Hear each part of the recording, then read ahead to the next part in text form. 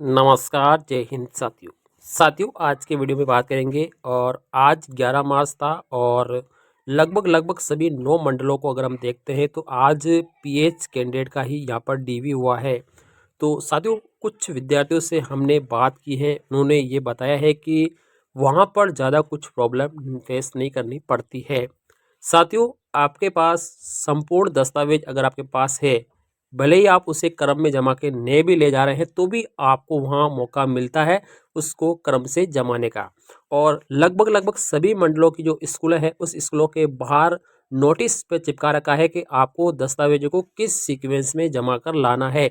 ये स्पष्ट रूप से उस विद्यालय के नोटिस बोर्ड पे लगा हुआ है, तो आपको घबराने की बिल्कुल ज़रूरत नहीं है।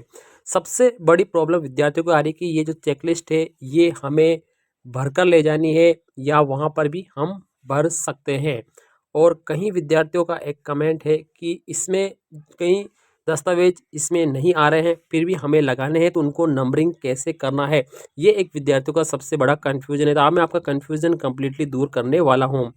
साथियों ये सभी डॉक्यूमेंट के ऊपर सबसे ऊपर ये चेकलिस्ट लगने वाली है। अब इस चेकलिस्ट को अगर ध्यान से देखते हैं तो इसमें लिखा है कि अभ्यर्थी के द्वारा स्वयं भरना है। साथियों सबसे पहली बात है कि इसके लगभग 2 जो प्रिंट है ना वो अलग से खाली आपको लेकर जाने हैं। अगर ये वाला भरा हुआ अगर अपना कोई गलत भी हो जाता है तो इसको हटा के अपने पास 2 अवेलेबल होंगे, उसमें से अपन वहाँ तुरंत भर सकते हैं। तो घबराने की बिल्कुल ज़रूरत यहाँ पर नहीं रहनी चाहिए। अब यहाँ पे साथियों देखो, सबसे पहले अपना पासपोर्ट साइज फोटो आप चिपका सकते हैं। कई विद्यार्थी कह रहे हैं कि जब आवेदन किया तब उस वक्त जो फोटो था वो भी नहीं है, तो क्या दूसरा चिपका सकते हैं? अगर आप बिल्कुल सत्य आदमी है, आप खुद है, ठीक है ना, और कई प्रकार के अगर कोर्ट अति जब अपन काम नहीं कर रहे हैं तो आपको घबराने की जरूरत नहीं है। आप कोई सा भी फोटो लगा सकते हैं, आप बिल्कुल मैच होंगे, बायोमेट्रिक होगा, आपका फेस रीडर हो जाएगा, ठीक है, और आप पहचान में आ जाएंगे कि यही व्यक्ति वो है। तो आपको डरने की जरूरत नहीं है। अगर अपन गलत है तो अपन डरेंगे, अगर अपन सही है ना तो कोई सी फोटो लगा दो, तो कोई डरने की बात नहीं है साथियों, ठीक है।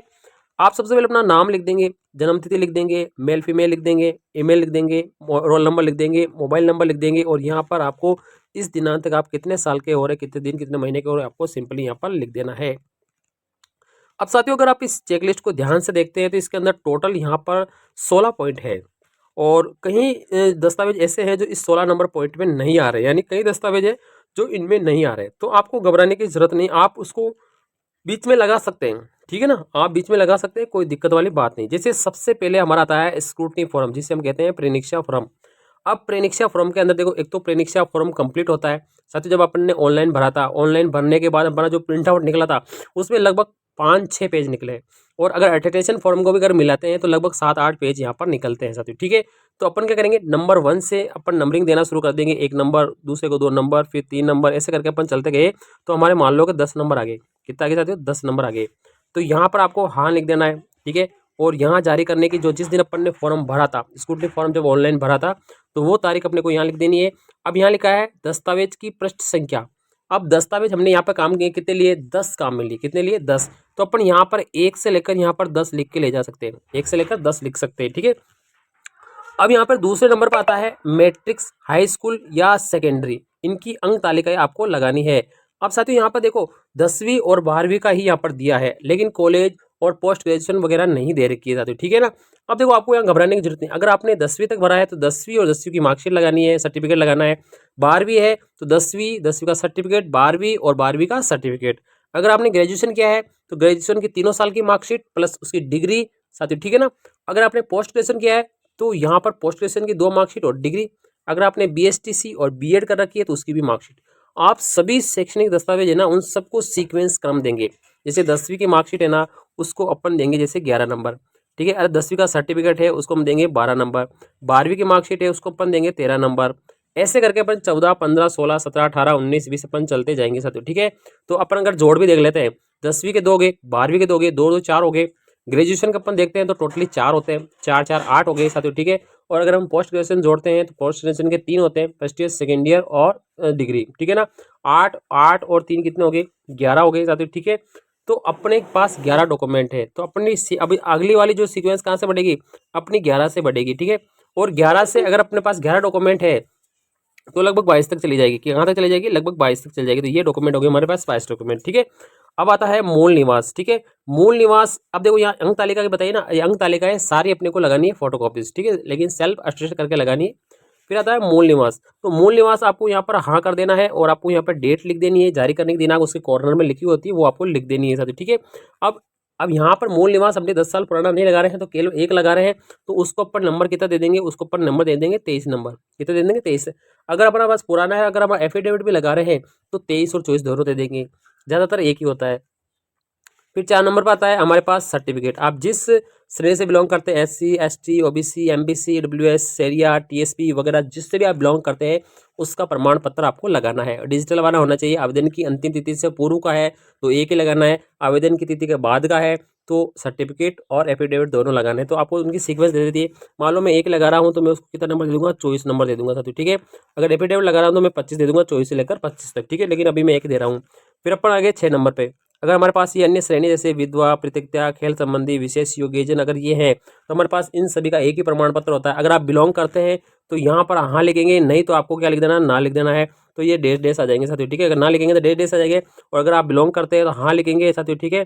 तो आपको यहाँ पर उनको नंबर दे देना है कि जैसे 25 नंबर आ जाएगा साथियों, ठीक है। तो हमारे केस में यहाँ पर नहीं है तो मैं इसको ना कर रहा हूँ। फिर हमारा आता है 6ठा नंबर, अंतिम शैक्षणिक संस्था के द्वारा जारी प्रमाण पत्र।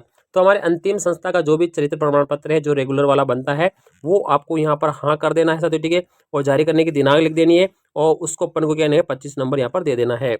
फिर आता है यहाँ पर 2 चरित्र प्रमाण पत्र जो अलग अलग राजपत्रित अधिकारी से हमने बनवाए थे, वो भी हाँ कर देना है। जारी करने की दिनांक एक ही दिन में बनाए थे दोनों, उसको अपन देंगे यहाँ पे, देखो एक को 26 देंगे साथियों, ठीक है, और 26 से हम दे देंगे 27 तक, 26 को हम दे देंगे 27 तक, ठीक है, समझ गए।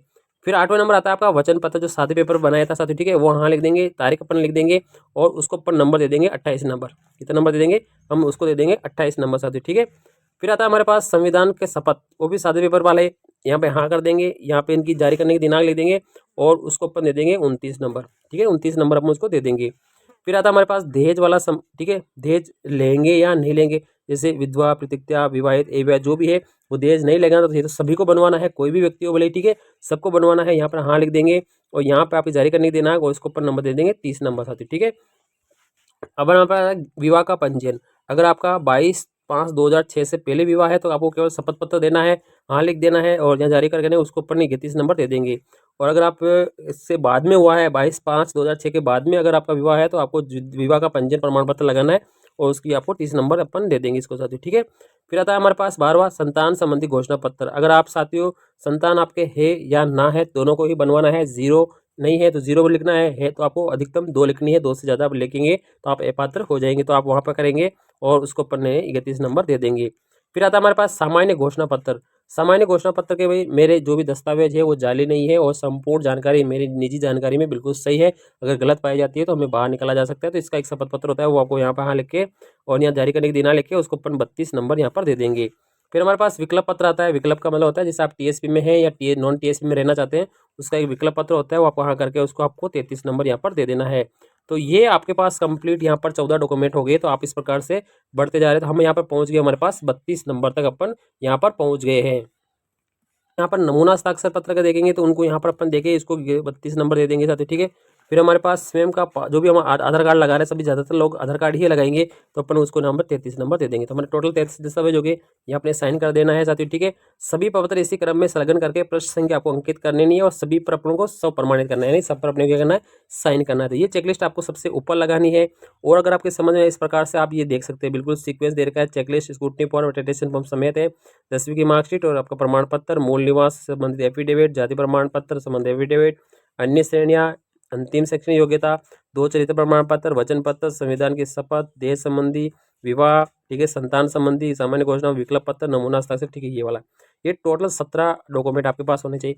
इसके अलावा कुछ डॉक्यूमेंट आपको अलग से लेकर जाने हैं, इनका भले चेकलिस्ट के अंदर इसको शो नहीं करना है, लेकिन अपने को अलग से लेके जाना है। जैसे कि एक तो अपना आवेदन का प्रिंट ये ले जाना है, एडमिट कार्ड ये भी ले जाना है, स्कोर कार्ड जो रिवाइज हो वो ले जाना है, 100 रुपये की रसीद जो कटी वो ले जाना है, अटेस्टेशन फॉर्म जो हमने पहले भरकर अपलोड किया था ऑफलाइन वाला, वो वाला आपको ले जाना है, ये आधार कार्ड जिसमें आपके पास QR कोड वाला होता है वो आपको ले जाना है, बायोमेट्रिक स्लिप खाली पेज वो वहाँ पर मिल जाएगी, ठीक है ना। नहीं तो आप यहाँ पे डाउनलोड कर सकते हो, ये बायोमेट्रिक वाली देखो अपन यहाँ पे बता देते हैं, ये रही बायोमेट्रिक वाली, ठीक है। और यहाँ पे देखो यहाँ पे आएगी भी, यहाँ देखेंगे अपन, ये रहा देखो, ये लिखा है बायोमेट्रिक, ठीक है, ये वाली बायोमेट्रिक वाली स्लिप है। इसमें यहाँ पे देखो क्लियर लिखा है कि बायोमेट्रिक हुआ है या नहीं हुआ है, तो यहाँ पे यस नो लिखा जाएगा साथियों, ठीक है, यहाँ पे यस नो टिक किया जाएगा। और हस्ताक्षर बायोमेट्रिक सत्यापन हो गया है, कौन किया, तो ये यहाँ पे लिख देगा, ये है बायोमेट्रिक, ठीक है। तो ये तो आपको 2 खाली ले जानी है, ये वाली, ठीक है, यानी ये वाली, एक तो ये वाली है और एक आपकी ये वाली, ठीक है ना। ये आपको खाली लेकर जानी है, इसके 2-2 पेज आपको डाउनलोड कर लेने हैं। हमारे टेलीग्राम चैनल से आप ज्वाइन कर लीजिए, वहाँ पे मिल जाएगा आपको, वहाँ से आप ज्वाइन कर सकते। ये 2 आपको खाली पीडीएफ ले जानी है, जे चेकलिस्ट सबसे ऊपर लगानी है। बाकी आपके जितने भी दस्तावेज है उन सभी दस्तावेजों को आपको लेकर जाना है, यानी आपको दस्तावेज एक भी आपको नहीं छोड़ना है, सभी दस्तावेजों को आपको लेकर जाना है। और वहाँ पे साथ जैसे अपने को मिलेगा कि इस काउंटर पे आपको जाना है या इस टेबल पे आपको जाना है, तो वहाँ पर नोटिस बोर्ड पे सारी जानकारी होगी, उसी ग्राम हिसाब से हम चलेंगे। और कुछ नहीं होता वहाँ पर अपन पूछ सकते हैं, किसी से भी घबराने की जरूरत नहीं, आसानी से अपन इस काम को कंप्लीटली कर सकते हैं। और अभी आज जिसने कराया है तो ये कैंडिडेट कम है, वैसे पीएच कैंडिडेट कम ही है, तो इस वजह से अपने कॉन्टैक्ट कम हुआ है। कुछ लोगों से हुआ तो उन्होंने बताया कि कोई दिक्कत वाली बात है वहाँ पर नहीं है। तो आपको जो भी दिनांक मिली है उस दिनांक को आप अपने जो भी मंडल है उस मंडल पर आपको पहुँच जाना है साथियों, ठीक है, क्योंकि ये संभाग वाइज हो रहा है तो आपको यहाँ पे पहुँचने में थोड़ी देरी हो सकती है, इसलिए वजह आपको पहले ही घर से समय पे निकलना है। क्योंकि अगर अपन लेट वहाँ पहुँचेंगे तो फिर भाग दौड़ के अंदर आप कई डॉक्यूमेंट इधर से उधर कर देंगे। और सबसे बड़ी बात है कि आपके जो भी ओरिजिनल डॉक्यूमेंट है ना, उस ओरिजिनल डॉक्यूमेंट को आपको बिल्कुल किसी को भी नहीं देना, ये आपको थोड़ा सा ध्यान रखना है। आपको ओरिजिनल डॉक्यूमेंट जिसमें शैक्षणिक दस्तावेज होते हैं, जाति मूल वगैरह होती है साथियों, ठीक है, या आपकी जो उपश्रेणी है उसके जो डॉक्यूमेंट है ना, ये ओरिजिनल आपको वहाँ पर दिखाकर वापस ले लेने हैं, तुरंत वापस लेना सकते हो, ठीक है।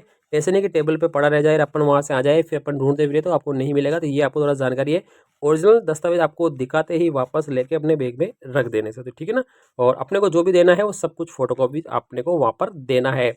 एक आपको ये ध्यान रखना है कि अपन ने जितने भी शपथ पत्र लगाए ना, उन सभी शपथ जो आपके शपथ पत्र अपन ने लगाए ना, उस सभी की जो शपथ पत्र है ना उसकी आपको फोटोकॉपी करा कर साथ रखनी है साथियों, ठीक है, क्योंकि भविष्य में अपने काम आएगा। तो इसकी फोटोकॉपी या मोबाइल में आप फोटो खींच सकते हैं, बिल्कुल पीडीएफ के माध्यम से अपन कन्वर्ट करके बाद में निकलवा सकते हैं, तो कोई दिक्कत वाली बात नहीं। बोले आप फोटोकॉपी नहीं करा रहे तो आप अपने मोबाइल के अंदर हर चीज़ की आपको फोटो जरूर खींच लेनी है, ठीक है। भविष्य में कभी जरूरत पड़ेगी तो अपन उससे क्या करने प्रिंट निकला सकते हैं, तो आपको बिल्कुल चिंता ना करनी। थैंक यू, धन्यवाद।